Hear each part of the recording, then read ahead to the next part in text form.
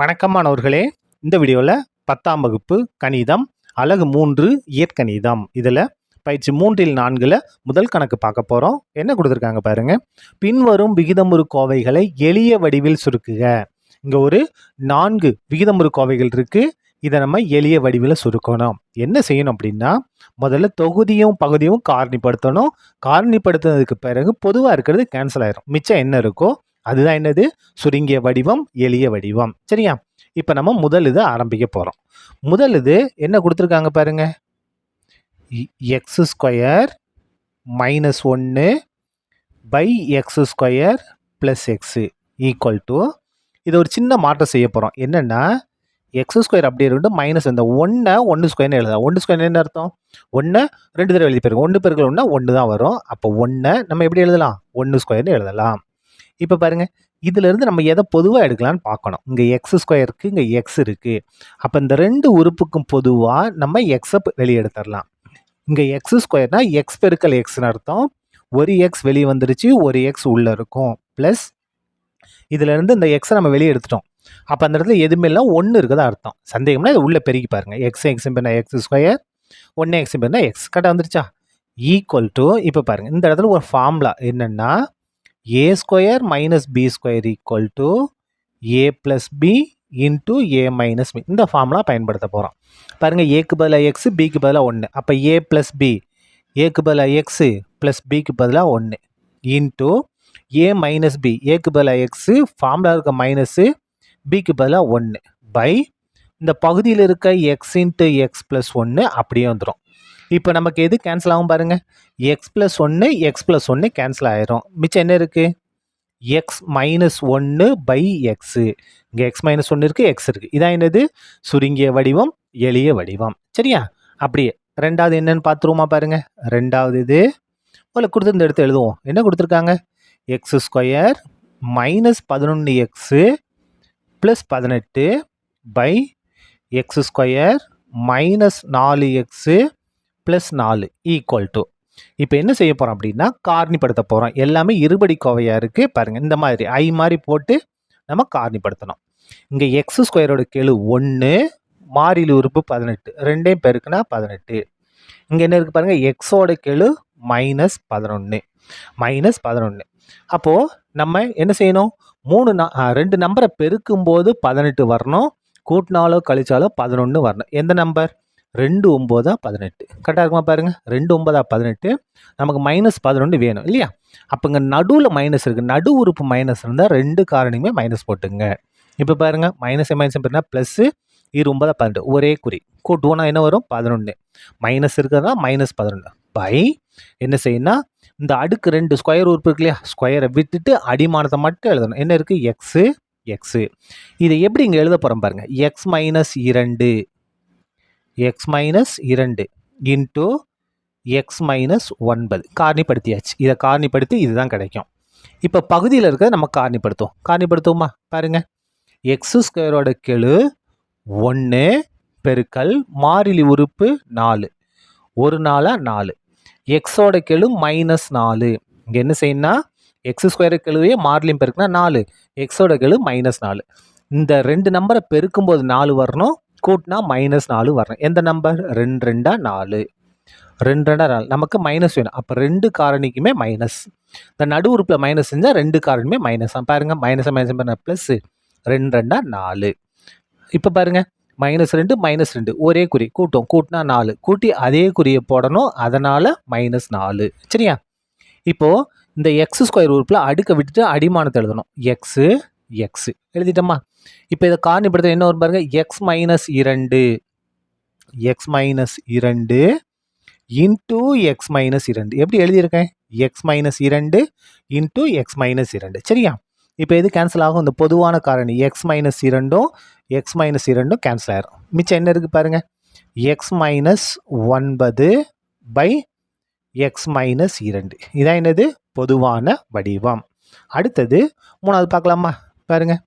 மூணாவது இது கொடுத்துருந்தது முதல்ல எழுதிடுவோமா? என்ன இருக்குது பாருங்கள். 9 x square plus 81 x by எக்ஸின் அடுக்கு 3 plus 8 x square minus 9x equal to இதை நம்ம காரணிப்படுத்த போகிறோம். இதில் முதல்ல எதாவது பொதுவாக வெளியே எடுக்க முடியுமான்னு பார்க்கணும். எதை நம்ம பொதுவாக எடுக்கலாம் பாருங்க. இங்கே 9, இங்கே 81. அப்போ 81 9 மடங்கு தான்.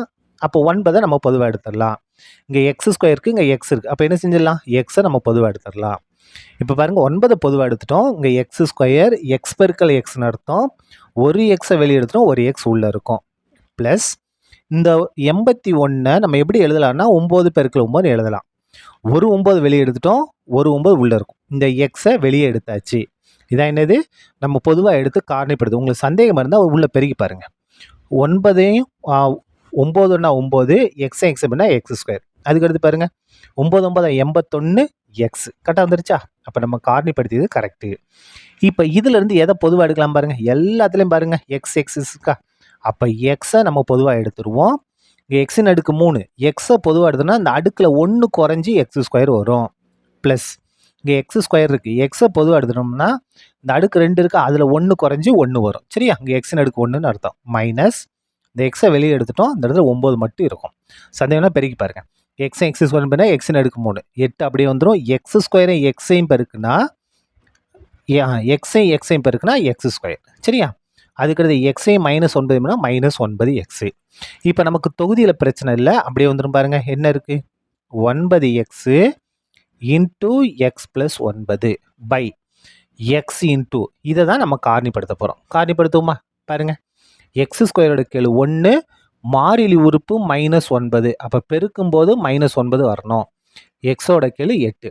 2 நம்பரை பெருக்குனா 9 வரணும், கூட்டினாலோ கழிச்சாலோ 8 வரணும். அப்போ என்னது? ஓர் 9 9, ஓர் 9 9.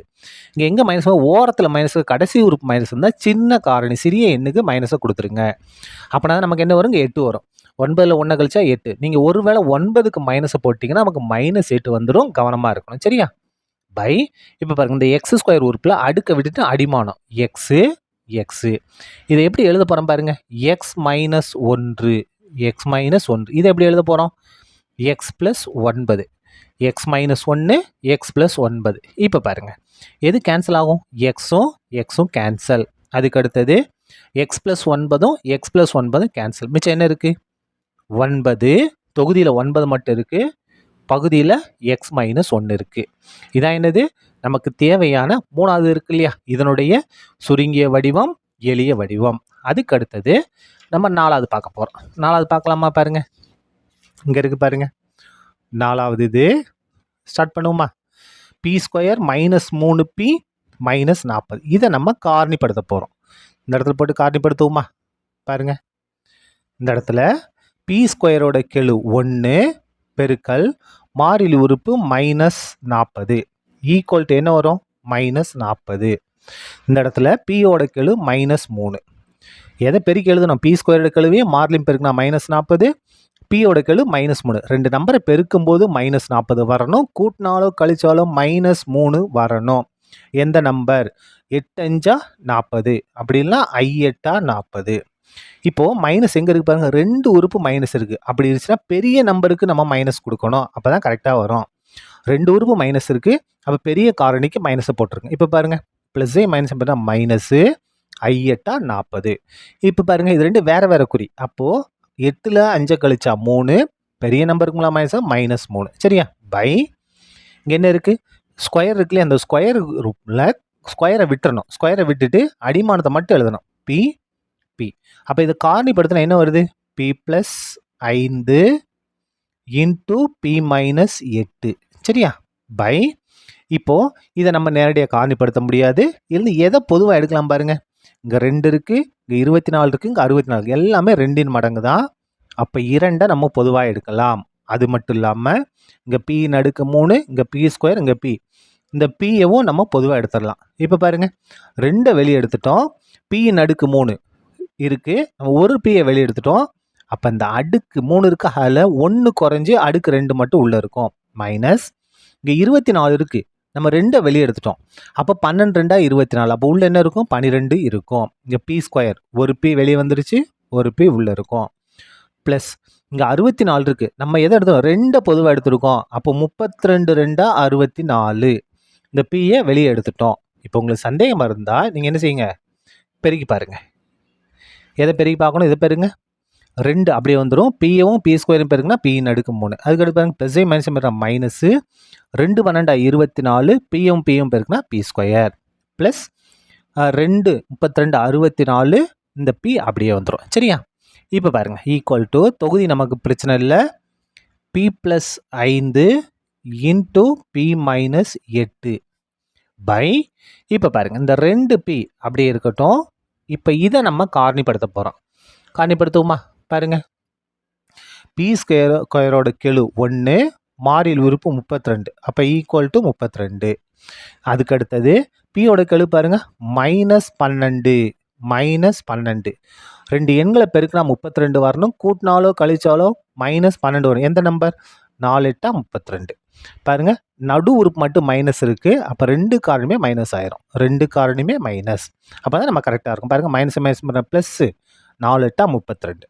ரெண்டும் ஒரே குறி. கூட்டினா 12. என்ன குறி? -12 போட்டுறோம். பை இப்போ பாருங்கள் இந்த அடுக்கு 2 இருக்கு இல்லையா? இந்த அடுக்கு 2 இருக்க உறுப்பில் அடுக்கை விட்டுட்டு அடிமானம். இந்த இடத்துல பி, இந்த இடத்துல பி. அப்போது இதை காரணிப்படுத்தி என்ன வருது பாருங்கள்? பி -4. நம்ம எழுதுகிற முறை தான் ரொம்ப ரொம்ப முக்கியம். P -4 p -8. சரியா? என்ன செஞ்சாச்சு? காரணிப்படுத்தியாச்சு. இப்போ கேன்சல் பண்ணிடுவோம். எது கேன்சல் ஆகும் பாருங்க? இந்த இடத்துல பி -8ம் பி -8ம் கேன்சல் ஆயிரும். மிச்சம் என்ன இருக்கு பாருங்க? தொகுதியில் பி ப்ளஸ் 5 பகுதியில் 2p இன்ட்டு பி -4 இது மட்டும்தான் இருக்குது. இதான் என்னது? நமக்கு தேவையான எளிய வடிவம், சுருங்கிய வடிவம். இதோட இந்த கணக்கும் முடிந்தது. வணக்கம் மாணவர்களே. இந்த வீடியோவில் 10ஆம் வகுப்பு கணிதம் அலகு 3 இயற்கணிதம் இதில் பயிற்சி 3ல் 4ல் 2வது கணக்கு பார்க்க போகிறோம். என்ன கொடுத்துருக்காங்க பாருங்க? கீழ்கண்ட கோவைகளுக்கு விலக்கப்பட்ட மதிப்புகள் இருப்பின் அவற்றை காண்க. இங்கே ஒரு 4 இது இருக்குது. இயற்கணித கோவைகள் இருக்குது. என்னுடைய விலக்கப்பட்ட மதிப்புகளை கண்டுபிடிக்கணும். விலக்கப்பட்ட மதிப்புகள் எக்ஸ்க்ளூடட் வேல்யூ அப்படின்னா என்னென்னா, எந்த மதிப்பு இதனுடைய பகுதி டினாமினேட்டரை 0வா மாற்றுதோ அதான் என்னது? விலக்கப்பட்ட மதிப்புகள். அதாவது பகுதியில் 0வே வரக்கூடாது. எந்த எண் பகுதியை 0வா மாற்றுதோ அதை என்ன செய்யணும்? நம்ம விலக்கி வச்சிடணும். அதான் விலக்கப்பட்ட மதிப்பு. கண்டுபிடிக்கலாமா? பாருங்க முதல் என்ன இருக்குன்னா y/y² -25. இதில் தொகுதி பிரச்சனையில் இப்போ பாருங்க பகுதி இருக்கு இல்லையா? இதை நம்ம 0வுக்கு சமப்படுத்துவோம். y²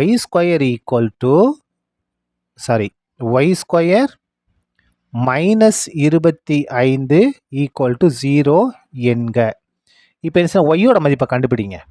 y² இது -25 இங்கே வந்தால் +25 மாறும்.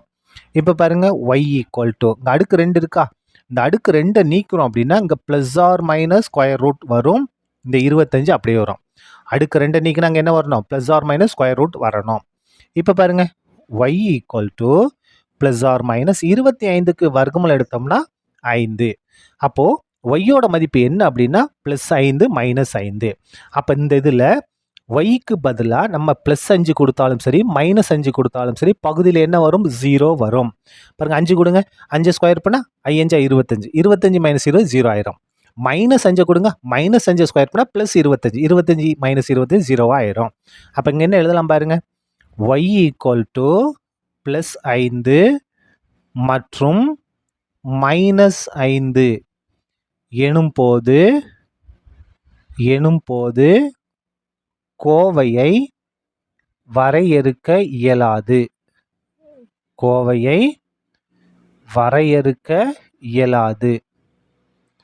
என்ன மாறிடும்? நாட் டிஃபைனாக மாறிடும். வரையறுக்க இயலாது. தேர்ஃபோர் விலக்கப்பட்ட மதிப்புகள் எக்ஸ்க்ளூடட் வேல்யூ என்ன அப்படின்னா 5 மற்றும் -5. சரியா? முதல் இதை நம்ம முடிச்சிட்டோம். 2வது ஆரம்பிப்போமா? பாருங்க அப்படியே நான் ஒரு பேப்பர் எடுத்துக்கிறேன். 2வது பாருங்க என்ன கொடுத்துருக்காங்க? 2வது இதில் எடுத்து எழுதுவோமா? 2வது இது t/t² -5t + 6. இப்போ பாருங்க இதில் நம்ம தொகுதி எதுவும் செய்ய முடியாது. பகுதியை மட்டும் என்ன செஞ்சிடலாம்? 0வுக்கு சமப்படுத்திடுவோமா?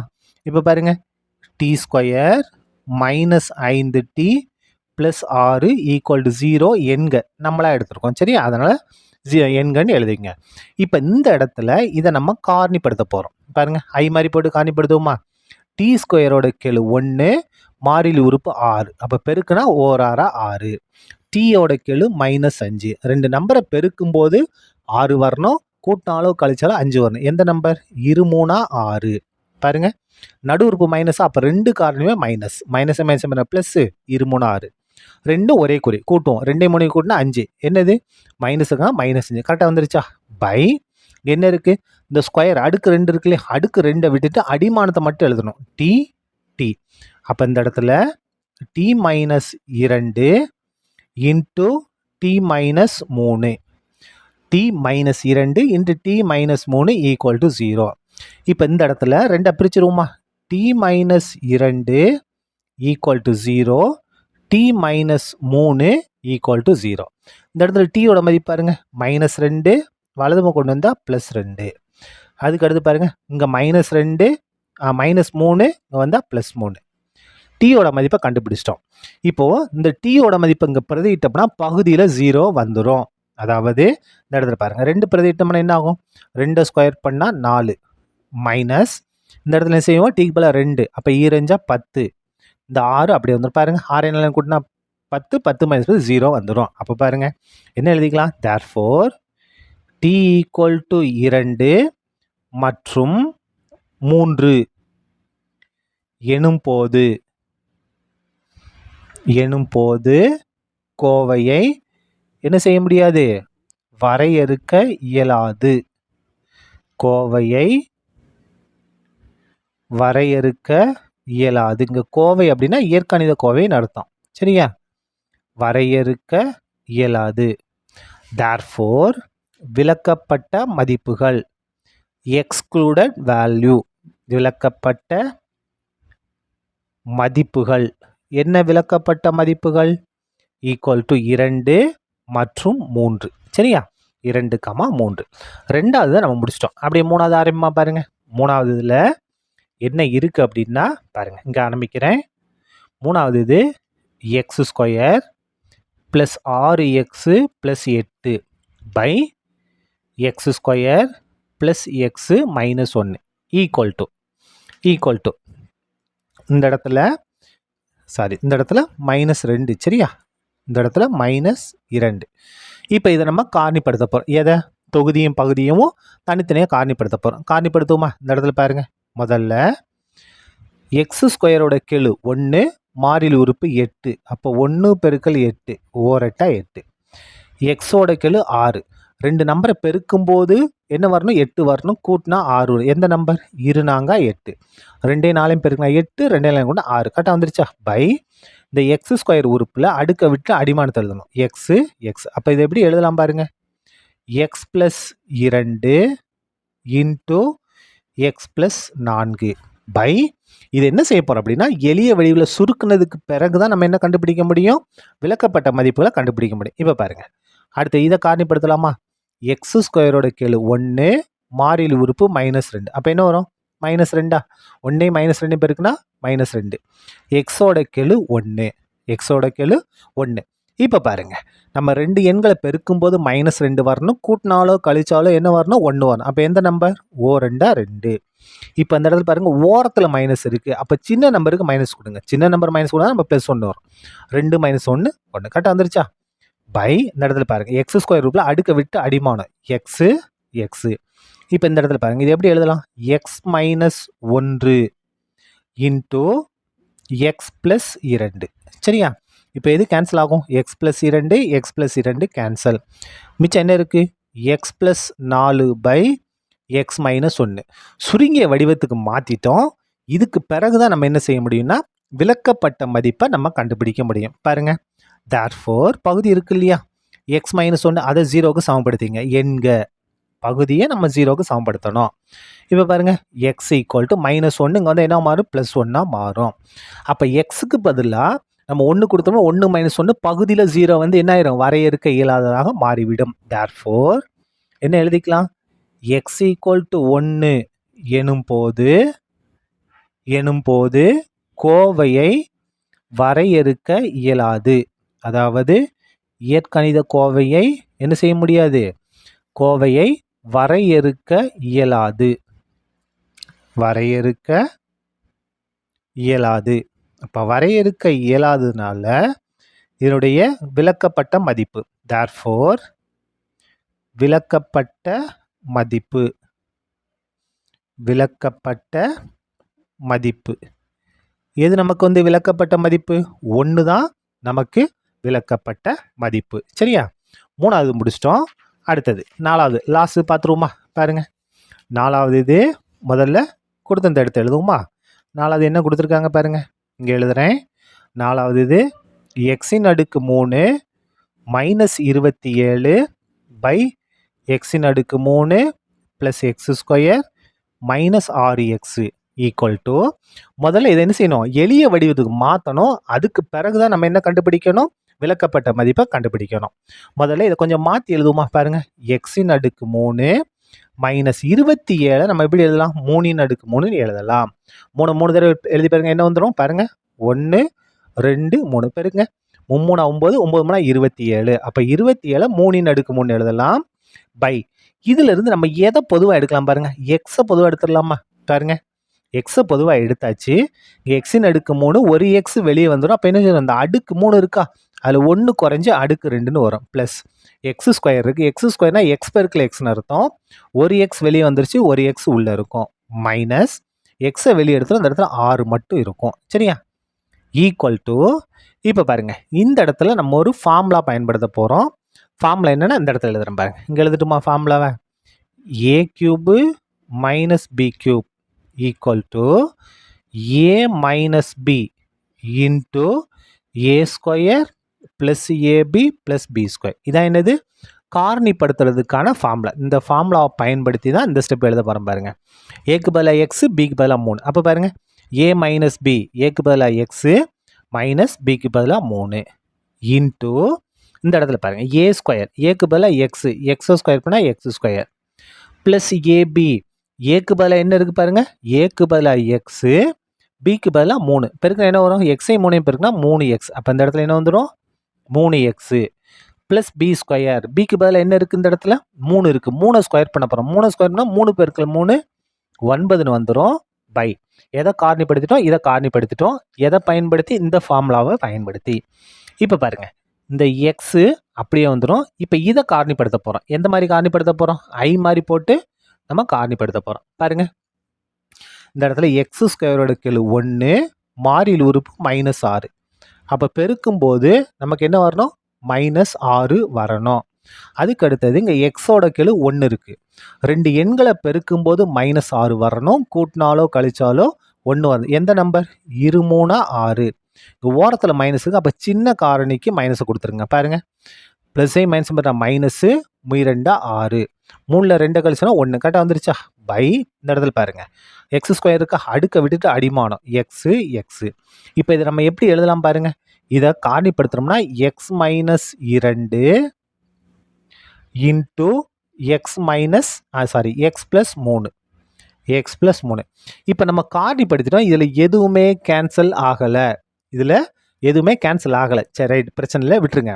இப்போ என்ன செஞ்சுங்க? பகுதியை 0க்கு சமப்படுத்திடுங்க.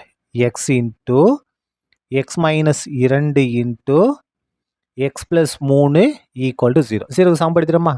இப்போ ஒவ்வொரு காரணியவும் நம்ம என்ன செய்ய போகிறோம்? 0க்கு சமப்படுத்த போகிறோம். X equal to 0, X minus 2 equal to 0, X equal to 0, X minus 2 equal to 0, X plus 3 equal to 0. என்ன செஞ்சிட்டோம்?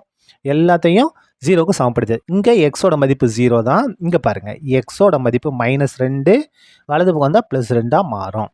இங்கே எக்ஸோட மதிப்பு +3, வலது பக்கம் வந்தால் -3. அப்போ எக்ஸோட மதிப்பு -3. இப்போ பாருங்கள், நமக்கு 3 மதிப்புகள் இருக்குது.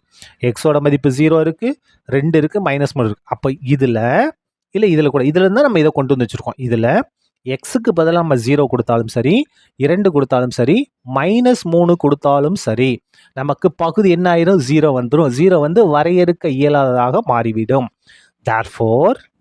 therefore x equal to 0, 2 மற்றும் -3 எனும்போது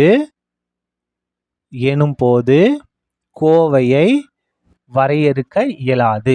பகுதியில் 0 வந்துட்டாலே அது என்னது? வரையறுக்க இயலாது. கோவையை வரையறுக்க இயலாது.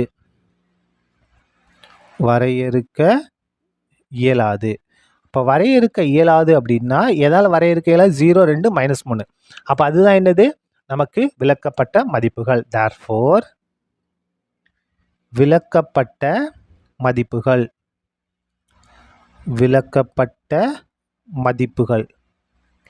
எது விலக்கப்பட்ட மதிப்புகள்? 0, 2 மற்றும் -3. இதான் என்னது? விலக்கப்பட்ட மதிப்புகள். இதோட இந்த கணக்கும் முடிந்தது. நன்றி.